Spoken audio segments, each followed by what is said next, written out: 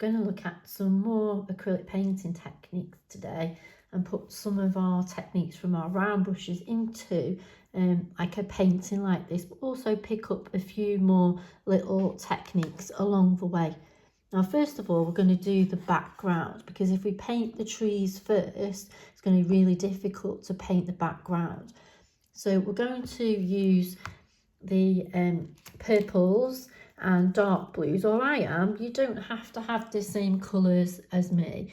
And for the background, I'm just going to very carefully squeeze the colours that I want within that background.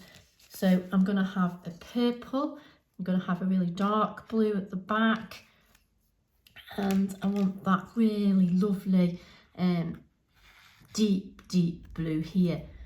Now, coming back to the different ranges of paintbrushes, we used a round brush to do some techniques.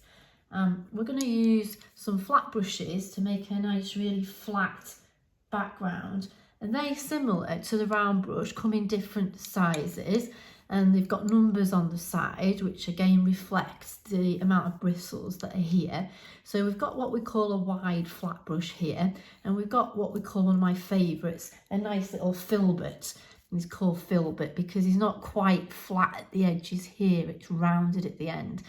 And it doesn't matter if you use this one or the flat wide brush for the background, but it does matter the motion that you use. So you're going to pick up your paint and making sure you've got your masking tape frame, so it doesn't matter, you can go over the edge of your page here because you've got your masking tape to keep that edges lovely. Now I'm not quite happy with the top bit there because it's a little bit too lilac for the colours that I want, because I want that nice deep midnight blue at the top. So I'm going to go back to my paints, and I think I might add a little bit of black to the top. And this we don't need to colour mix. We use our paints directly from the tubes, which is what makes using acrylic paints really nice, because you're trying to keep the paints really thick so that you've got nice layers. I'm going to put another bit of blue in there because I want a nice midnight blue for the top part here. And then I want this bit here, looking at the little painting that I've done previously, I want this to start to come down in a nice gradient so that it's lighter. So I'm going to get my white paint and I'm going to blend and bring some of my nice light tones into that piece here. And I've noticed I've probably picked up a little bit of black onto there as well. So I'm going to swap to my other brush whilst that one's soaking in the water, which again is quite a nice way of working, because with acrylics you can use a couple of brushes on the go at the time for blending. So I'm coming back to my favourite little filbert there, and I'm blending because I want it to be nice and light behind where I'm then going to paint the tree on top. And I'm bringing that all the way down, and I'm getting a little bit fuzzy because I'm running out of paints.